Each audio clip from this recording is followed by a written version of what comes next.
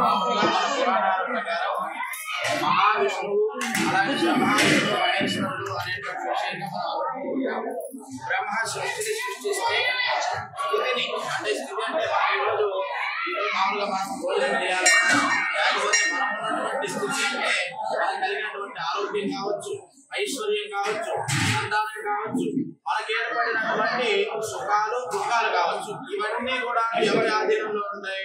మహావిష్ణు ఆధీనంలో. అలాగనే ఈశ్వరుడు లయకారకుడు. మనం నడవాలన్నా, మనకు మామూలుగా ఉండేటువంటి మన కోరికలు తీరాలన్నా ఇవన్నీ కూడా ఈశ్వరుడు యొక్క ఆధీనంలో ఉంటాయి. మనకు సందేహం కలగవచ్చు, మహావిష్ణువుకి ఎందుకు దశావతారాలు ఉన్నాయి అనేటువంటి విషయం. ఎందుకంటే బ్రహ్మ సృష్టించేస్తాడు, తన యొక్క పని పూర్తయింది. స్థితి అనేటువంటిది ఇప్పుడు ఒకరికి ఉండేటువంటి లక్షణాలు ఒకరికి ఉండవు అన్నమాట, మనకు ఉండేటువంటి ప్రజలందరికీ కూడా. అటువంటి దాంట్లో దుష్ట శిక్షణ అంటే మనలో ఉండేటువంటి దుష్ట గుణాలు అన్నింటినీ హరించేటువంటి వాడు కాబట్టి ఆయన హరి అయ్యాడు. ఎందుకంటే మనలో ఉండేటువంటి దుష్ట గుణాలన్నింటినీ కూడా హరిస్తాడు కాబట్టి ఆయన శ్రీహరి అని అన్నాడు. ఎందుకంటే మనం ఉదయాన్నే లేచినటువంటి వెంటనే శ్రీహరే నమో నమః అంటే ఆ రోజుకు మన పాపం అనేటువంటిది తొలగిపోతుంది. అటువంటి ఆ దుష్ట శిక్షణ శిష్ట రక్షణ కొరకు మనం ఆయన ఎవరైతే నమ్ముకుంటారో వారందరినీ రక్షిస్తాడట మహావిష్ణువు. దానికి కారణం మీ అందరికీ కూడా తెలుసు. గజేంద్ర మోక్షంలో ఆ యొక్క మహావిష్ణువు శేషపాలపై నిద్రిస్తూ ఉండగా గజేంద్రుడిని మొసలి కాలు పట్టుకుంటుంది. అప్పుడు వెంటనే ఆ యొక్క గజరాజు నారాయణ నారాయణ నారాయణ అంటే అమ్మవారిని కూడా వదిలిపెట్టేసి తన యొక్క భక్తులైనటువంటి గజరాజును కాపాడడానికి వచ్చాడు కాబట్టి ఆయన మహావిష్ణువు అయ్యాడు. అదేవిధంగా మహావిష్ణువుకు సంబంధించినటువంటి దాంట్లో మనకు 10 అవతారాలు అనేటువంటి మామూలుగా లెక్క ప్రకారంగా 21 అవతారాలు అనేటువంటివి ఉన్నప్పటికీ కూడాను వాటిలో విశేషమైనటువంటి అవతారము, కూర్మావతారము, అలాగనే వరాహ అవతారము, నారసింహ అవతారము, వామన అవతారము, అలాగనే బౌద్ధావతారము, పరనామావతారము, పరశురామ అవతారము, శ్రీకృష్ణ అవతారము, అలాగనే కల్కి అవతారం. ఇవన్నీ కూడా 10 అవతారాలు అనేటువంటి విషయంగా ఉంటాయి. అయితే ఈ అవతారం మోహిని అవతారం పెట్టారు. ఈ 21 అవతారాల్లో మోహిని అవతారం కూడా ఉంది. అయితే ఈ దశావతారాల్లో మాత్రము ముందుగా మన మత్స్యావతారాన్ని చూసుకుంటే మన యొక్క భూసురుడు అంటే రాక్షసులంతా కూడాను మన యొక్క ప్రపంచం, మన భూమి ఏదైతే ఉందో ఆ భూమికి అనేక విధమైనటువంటి ఇబ్బందులను గురి చేస్తాడు. మనకు ఉండేటువంటి వేదాలను అలాగనే మిగతా అన్నిటినీ కూడాను వాళ్ళు తస్కరించిపోతారు. అప్పుడు మహావిష్ణువుని ఈ యొక్క దేవతలందరూ కూడాను మనకెందుకు, మనం ఈ రోజు భోజనం చేయాలన్నా, మనం ఏదైనా ఒక వృత్తి చేయాలన్నా దానికి ఆధారం ఏంటయ్యా అంటే వేదమే అన్నమాట. అందుకనే వేదవేద్యే పరే పూజే అని చెప్పేసి రామవారిని పిలుస్తాం. అటువంటి వేదాధారాలన్నింటినీ కూడా రక్షించినటువంటి అవతారము మత్స్యావతారం.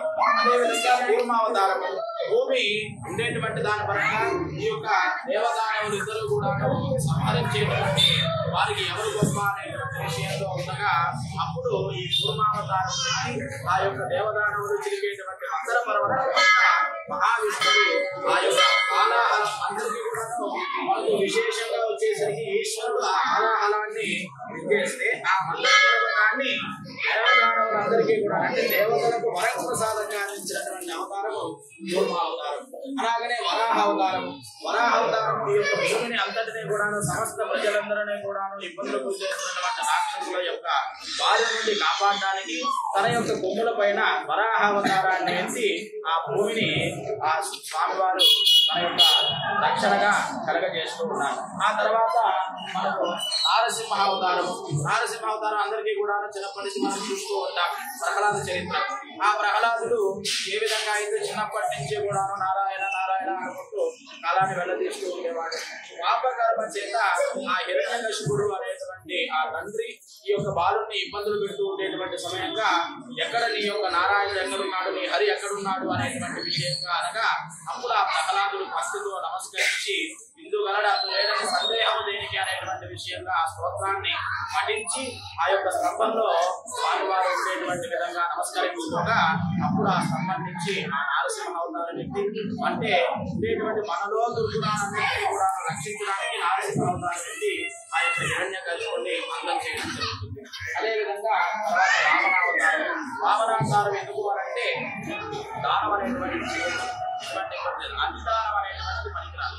దాంతో ఆ బలిచక్రవర్తికి మనకు ఈ వామనుడు మహావిష్ణువు యొక్క అవతారంగా వామనావతారంలో వచ్చి ఒక బ్రాహ్మణ బాలుగా వచ్చేసి తనకు ఉండేటువంటి విషయంగా తనకు కనువిప్పు కలగజేయడానికి దానం అనేటువంటిది ఒకటే కాదు. దానం ఇవ్వాలి అంటే దాని వెనక మనం పరిశ్రమ చేయాలి, దాని వెనక మనం కష్టపడాలి.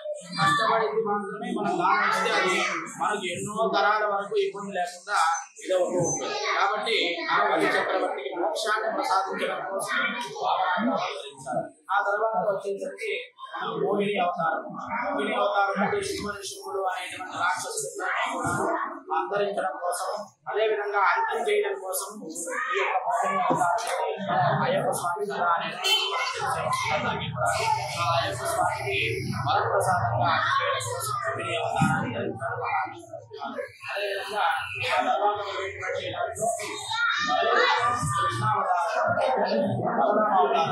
పరశురామ అవతారం విశేషంగా పరశురాముడు శాస్త్రపురాన్ని కలగజేయడం కోసం, మనలో పోరాట మహిమను కలగజేయడం కోసం మహావిష్ణువు వారు ఆ యొక్క అవతారం అనేటువంటిది ఎత్తి ఉన్నారు. ఆ తర్వాత కృష్ణావతారం. కృష్ణావతారం అందరికీ కూడా తెలిసిందే. ఆ కృష్ణావతారంలో వచ్చేసరికి సాక్షాత్తు సృష్టిని నేనే, స్థితిని నేనే, లయను నేనే, అదే విధంగా మీకు మోక్షాన్ని ప్రసాదించేటువంటి పదార్థాన్ని, అదే విధంగా పరిశ్రమను కలగజేసేటువంటి అనేక యోగాల కథామానికే ఆ భగవద్గీత. ఆ భగవద్గీతలో క్రియాయోగము, భక్తి యోగము, జ్ఞానయోగము, రాజయోగము ఇవన్నీ కూడా ఉన్నాయి. వాటి వలన మనుషులు ఏ విధంగా బతకాలి, మనిషి జీవితంలో ఏ విధంగా ఉండాలి అని ఒక మార్గాన్ని నిర్దేశించినటువంటి అవతారము కృష్ణావతారం.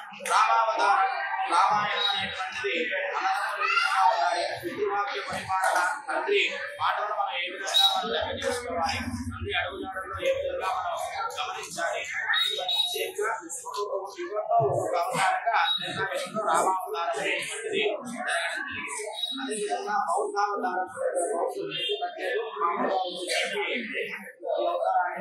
మామూలుగా బౌద్ధావతారం వచ్చేసరికి మనకు అందరూ గౌతమ బుద్ధుడు అంటారు. బౌద్ధావతారం అంటే గౌతమ బుద్ధుడు కాదు. మామూలుగా వచ్చేసరికి ఏంటంటే గౌతమ బుద్ధుడు ఒక మహారాజు. తనకు ఉండేటువంటి విషయంగా తన యొక్క రాజ్యంలో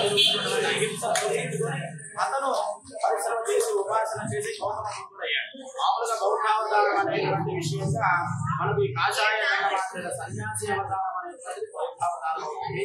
ఆ బౌద్ధావతారంలో మనిషికి ధర్మరక్షణ ఏ విధంగా చేయాలి, అహింసను ఏ విధంగా చేయాలి, మన హింస అనేటువంటిది లేకుండా ఉండాలి అనేటువంటి మనకు బౌద్ధావతారం అనేటువంటిది స్వామివారు అవతరించారు. చివరిది కల్కి అవతారం. కల్కి అవతారం అంటే ఇంకా మనం ఆ దశలో అయితే లేవు.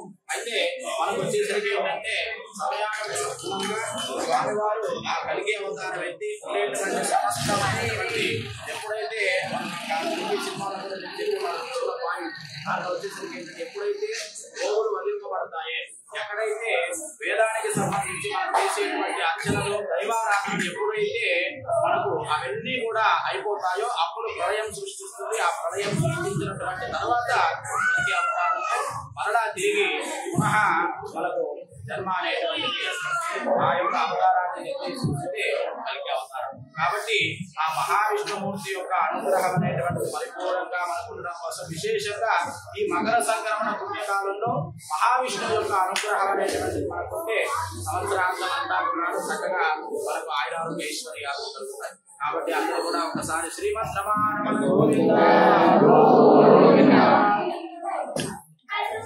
అలాగే ఇచ్చినటువంటి ఆవిడ